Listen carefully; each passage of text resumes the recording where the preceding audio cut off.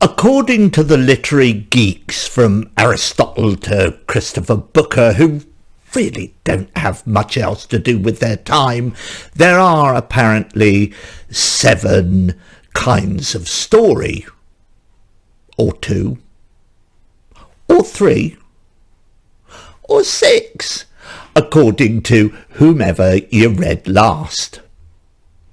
To my way of thinking, dividing up types of stories in this way is merely picking out 7, or 2, or 3, or 6 colours from the rainbow. Hello, my name is Peter John Cooper, and this is the last of my 10-minute tales for the time being. It is called The Story of Stories. There must be many more interesting ways of describing stories than just inventing some sort of spurious list and trying to jemmy them into one or other of their categories.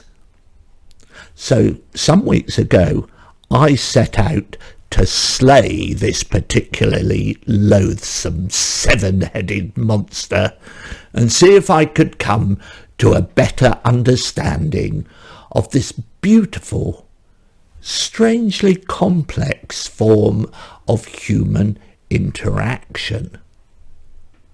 For me, the most interesting questions are: who is telling the story, and what are they keeping from us? Let me detail the weapons that I girded on to tackle this quest. When I was very much younger, I undertook a hitchhiking tour of Europe. After some weeks, I happened to find myself in a particularly remote district of southern Italy. The area was generally mountainous, and the villages, such as they were well spaced apart, mostly consisting of one-room dwellings with beaten earth floors and divided in half so that the cattle could enjoy the same home comforts as the human occupants.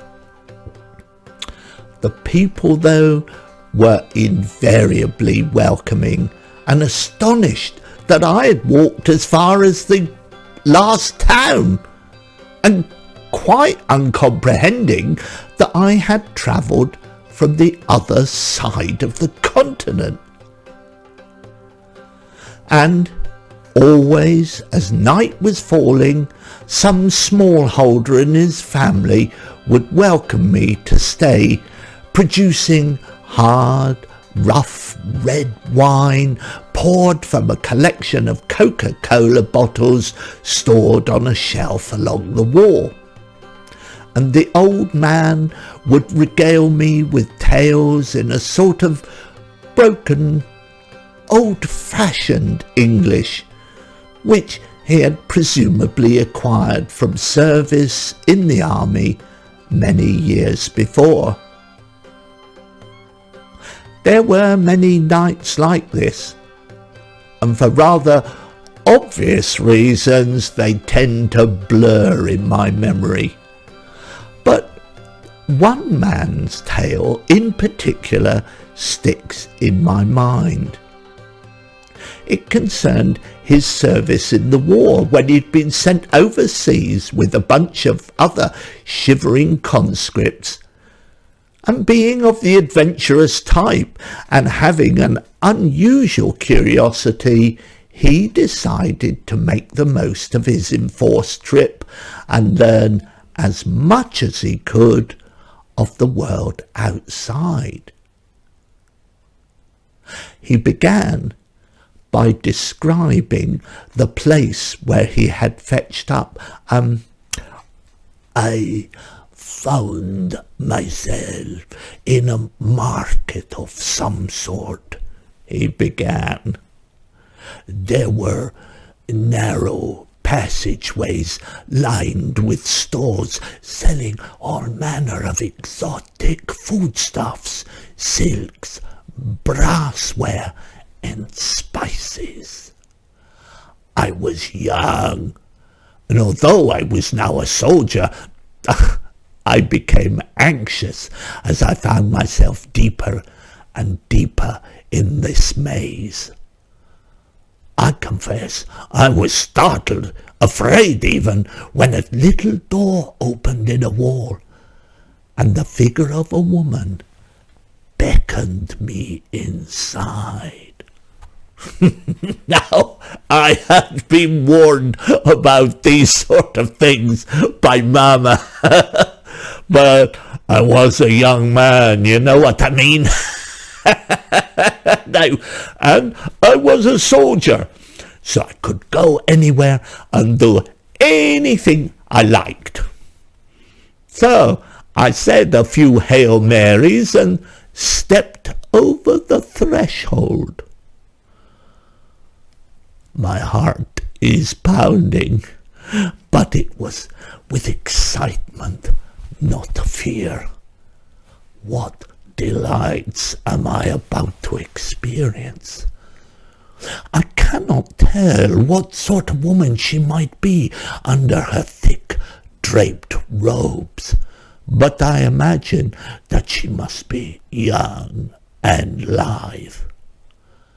I follow her down a series of passages. My heart is beating so fast, and I am so out of breath, I find it difficult to keep up with her. Then we turn a corner, and I find myself in a tiny room, a cell really, lit by a single lamp burning with a strange purple light. A heavy scent fills the air. In the middle of the floor sits an old woman with a book in her lap. She beckons me over and gestures me to sit on the floor in front of her. I feel suddenly drowsy with the perfume, and I do as I am bidden. What am I about to learn? She starts reading from the book, and strangely, I seem to be able to understand everything she is saying. The story concerns a young girl. Is it her? Her voice comes to me as faint as paper rustling. I was living in the palace of a very wealthy man at the time, she seems to say. Very, very wealthy. The walls dripped pearls, and the floors were inlaid with diamonds and lapis lazuli. I lived there in some luxury with my mother, but we were not of the household of the very wealthy man. However, one day it was decided that we should all go out on a tiger hunt. Were there tigers in this part of the world? Perhaps the very wealthy man had used his riches to have them brought in. Anyway, I was delighted to go on such a thrilling adventure. I chose to ride a great horse I had ridden many times before, a fiery stallion which I thought only I could master. I was wild and carefree. My mother followed on a gentler palfrey, chiding me from a distance for being so headstrong and self-willed. Ah, if only I had listened. My mother was timid and fell back as I galloped on. Suddenly, I heard a blood-curdling scream, and turning, saw a golden and sable flash as if of lightning, as my mother was dragged from her horse into the jungle. We searched for hours, but no sign of the tiger or my mother could be found. And in tears I returned to the palace. The very wealthy man saw my distress, and he took my hand and sat me down to try to help me understand what had happened. He said he had spent some of his youth in the great cattle ranches of a place called Montana, in a country called America. He had witnessed many strange and sometimes violent things from where he rode. He still spoke with an American accent, something like this. I had been brought up with horses all my life, and although I came from a poor family, I determined to go cattle ranching and make my fortune. The Wild West was a land golden with promise, and men, and some women too, were taken to that life from all over the world. There were men of every creed and colour, and although the roughnecks and roustabouts made fun of me for my determination to earn a fortune, I think there was a certain respect for my horsemanship, and the joshing was good-natured enough. At night, with the ponies picketed and the cattle at leisure by a waterhole, we would sit round a campfire and yarn. There was one old cowpoke called Dylan, or Derek, or some such. I disremember now. He was a wizard on the harmonica. And when he had done there, he would tell us of his life in Ireland, where he hailed from originally.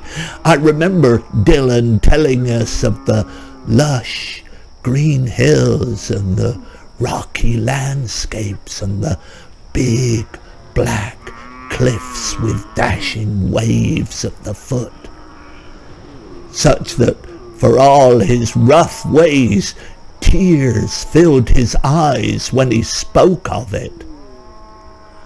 And indeed, after I had become a wealthy man, and maybe not been as honest as he was, I heard that he had returned and lived out a simple life there, playing his harmonica and telling stories of his ranching days. Maybe I was part of those stories. I like to think so. But there, round our campfire, I can still recall the Irish lilt in his voice. There is a village in the hills of County Cork where there were many people with dark eyes and golden skin whose forefathers had arrived here shipwrecked from the Spanish Armada. Stories abounded from that ancient time and seemed to get mingled up with the tales of the little folk and the deeds of Brian Boru. Sure, there was one about a sailor who was the last one of his crew to survive the wreck of the Santa Maria. I had come here to beat Los Angeles. We were not prepared for such a voyage. The ships were old and rotten and badly provisioned. The soldiers were ill-trained, and none of us really knew what we were fighting for apart from Spain and the Holy Mother. Oh, when the icy wind blew and the cold green waves battered at us, we were laid low by terrible seasickness.